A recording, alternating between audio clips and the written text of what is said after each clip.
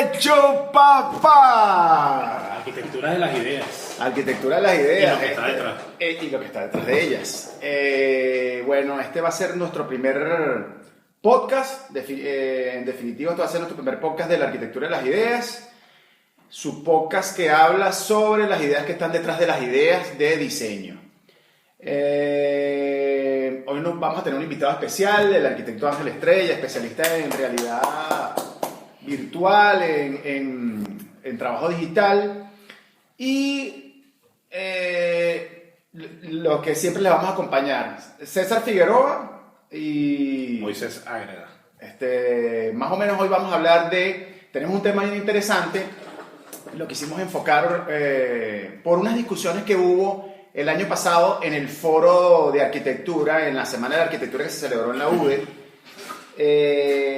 Hubo una discusión bien cargada. Para los que no saben, la UDE es nuestra unidad de arquitectura. Sí, la unidad de Barquisimeto, sucursal de la UCB, una de las unidades de la UCB, de la Facultad de Arquitectura y Urbanismo. En ese foro se discutió bastante sobre los medios de representación y sobre el hecho digital y el hecho analógico a través del boceto. Eso nosotros nos hizo que nos preocupáramos por este tema y trajimos a percolación. Todo se va a basar en una frase de una entrevista que se le hace al arquitecto Juhani Palasma, un arquitecto finlandés, donde él dice que sería ingenuo de nuestra parte intentar construir barricadas contra el universo digital, pero es importante entender que las herramientas no son neutrales ni inocentes. Toda herramienta guía a la percepción, al pensamiento y a la acción humana en modos específicos. Por eso este capítulo se llama Las herramientas de representación no son inocentes, lo analógico o lo digital. Entonces vamos a hablar de un poco de lo que entendemos por analógico en los sistemas de diseño, lo que entendemos por digital, entre lo real y lo virtual, lo paramétrico y el BIM. Bueno, Ángel, bienvenido. Gracias, Nahora. Estoy en el primer programa de muchos que vienen. Es mucho el agradecimiento que tengo, de verdad. Esta es una iniciativa que yo sé que va a explotar y van a ser muchos podcasts los que van a estar en el aire. Gracias por la confianza. Gracias. Mira, perdón. Cuando estás hablando de esto, me imagino que esto es un tema más propio del diseño gráfico o de la cinematografía, que manejan muchos términos semióticos. De la arquitectura también. Sí, lo que estamos tratando es de que lo manejemos dentro de nuestras limitaciones en el hecho del diseño. Claro, o sea, todas las ramas del diseño, diseño, sí. Cómo están absorbiendo ese tema entre lo analógico y digital, que de repente en muchos lugares ya está masticado, pero nosotros tenemos como todavía esa... yo siento que tenemos como esa espinita ahí pendiente, todavía está esa batalla entre si la gente debe aprender primero con medios analógicos o ya debe hacerse todo el salto a los medios digitales. Entonces eso es algo que ocurre mucho en la academia y yo creo que ocurre en todas las ramas. Yo creo que la palabra clave en ese párrafo que leíste es la palabra ingenuidad.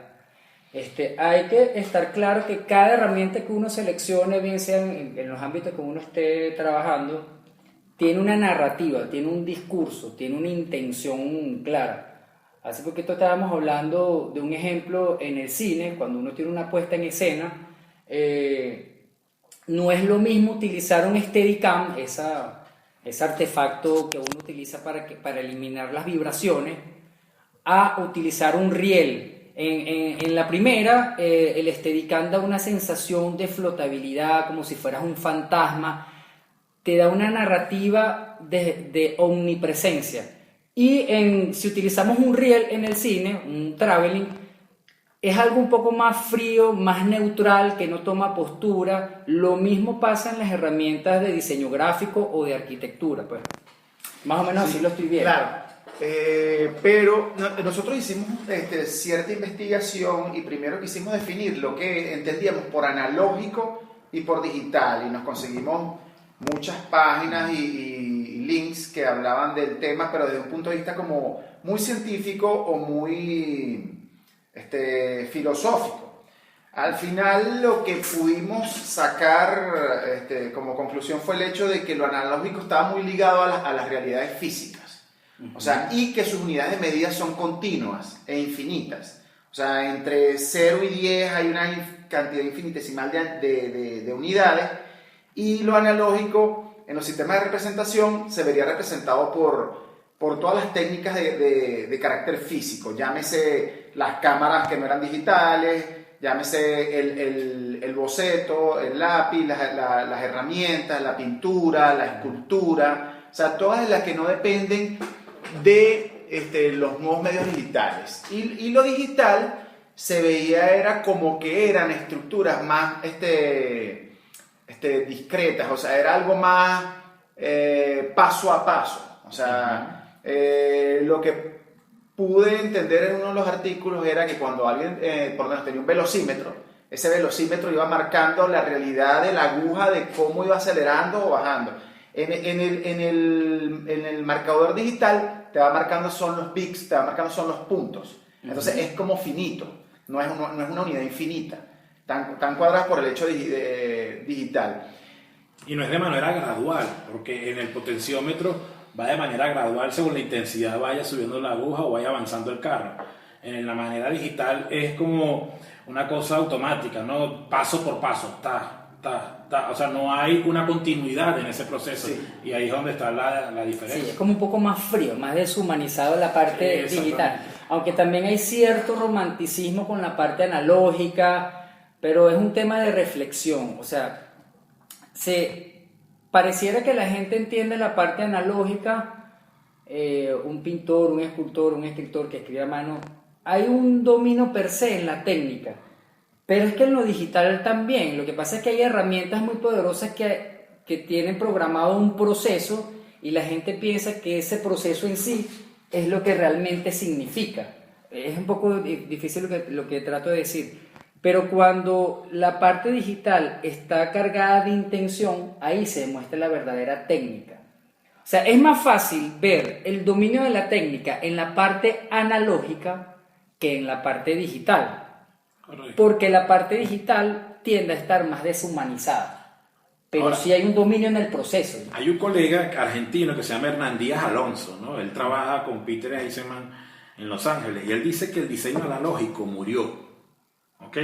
Y dice que, bueno, digamos que yo creo que esa parte del diseño analógico muere es por el pragmatismo que hay ahora en cuanto a las respuestas a las necesidades, ¿no? Como soluciones. Entonces, cada vez es más rápido y más efectiva esa respuesta, y por las exigencias del mundo actual donde nos desenvolvemos, oye, te exigen que la respuesta es para mañana. Entonces no te da chance de entrar en ese romanticismo y de esa idealidad de agarrar el lápiz y entonces expresar con líneas, para luego mañana darle un volumen a esas líneas y luego pasado darle la expresión, o sea, ¿me entiendes? Sí, es un punto muy clave. Yo, mientras en la etapa que me formé de arquitectura, de arquitecto, porque ahorita me dedico más a la parte de mercadeo y de diseño gráfico, yo entraba en conflicto a la hora de diseñar, porque mi tendencia era irme a la computadora. Y de verdad el flujo de trabajo de diseño a mano alzada no tiene barreras y tiene una dinámica muy distinta. Total. Y yo entraba, cuando estaba en AutoCAD, ¿será que esto lo boceteo? Termino diseñando AutoCAD y el proceso era muy tortuoso en AutoCAD de diseño. Por ejemplo, cosas como el trazo en el boceto, la intensidad, la seguridad que tú haces en el trazo, eso no lo vas a poder ver en AutoCAD. Entonces, a la hora de diseñar, la parte analógica funciona mucho. Hay personas que diseñan en computadora totalmente, y hoy en día con el iPad y con otra serie de herramientas que se han acercado más a eso, es interesante. Pues. Claro, los pro mano alzada alegan que también en la computadora, de repente en un diseño no ves el conjunto completo. Exacto. Es lo contrario que cuando tú estás elaborando un diseño en una mesa donde tú los trazos que están haciendo este lado, pero nunca apartas el conjunto, o sea, y siempre estás en contacto con el conjunto en general, ¿no? Claro, es que esa herramienta Zoom de repente limita ver el macro de la cuestión, entonces de repente te puedes perder O sea, Sí, aquí tú vas a una parte muy importante. Es que hay un tema psicológico de cómo el cerebro va organizando tus cognitivo. ideas, sí.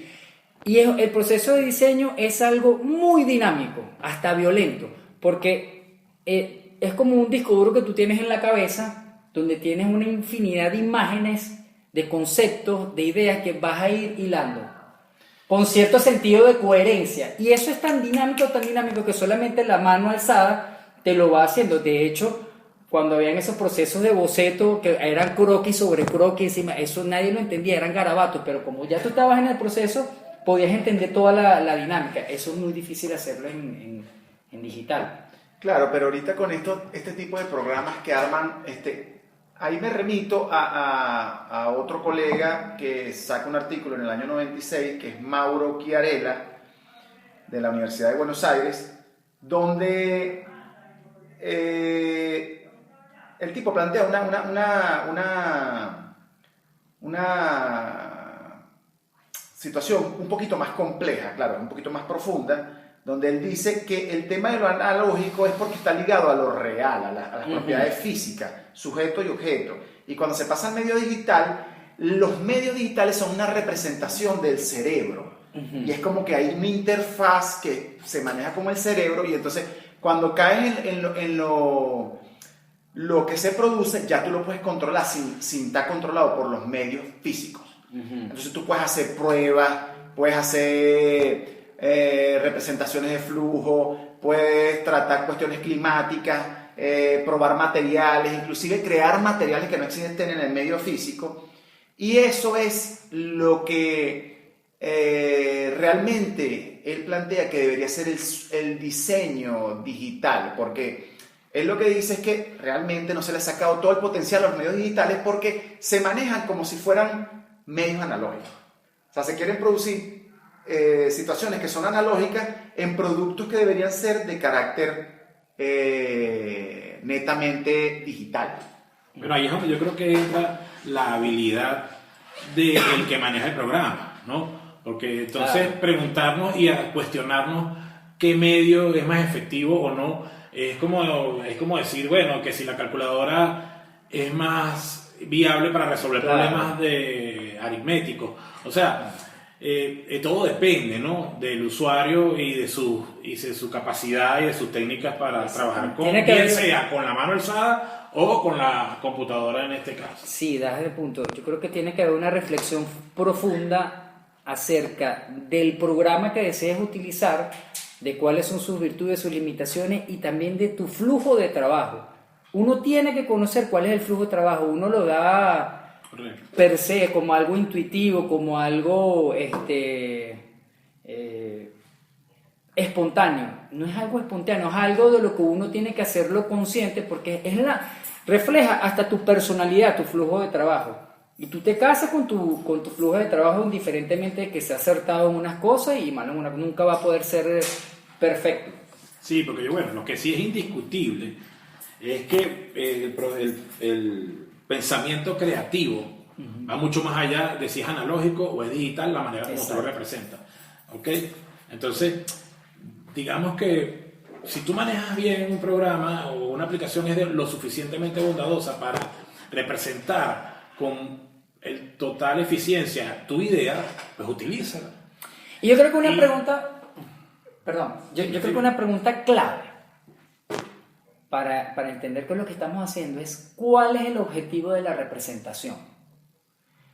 Si el objetivo de la representación es netamente personal, no hay nada de malo que tus garabatos, que solamente tú lo vas a entender, pero no solamente estás viendo forma y espacio en los garabatos, sino que estás trazando una trayectoria de cómo tú conjugaste las ideas, cómo tú las fuiste atando de manera coherente. A diferencia de que si tú vas a hacer, si el objetivo es mostrarlo a la academia, mostrarlo a un cliente, mostrarlo de manera atractiva, eso tiene que estar claro. A veces no tenemos claro el objetivo. Claro, pero también tienes que darte cuenta que otra cuestión es el hecho de cómo eso va ligado al proceso creativo, porque es que eso que dice Moisés es interesante por el tema de que, yo no sé si a ustedes les pasa eso, pero cuando uno está diseñando, más allá del boceto, uno se imagina Claro. ya el espacio, se imagina las cosas, y eso va más allá del sistema de representación. Claro. ¿Entiendes? Entonces, pero está ligado a los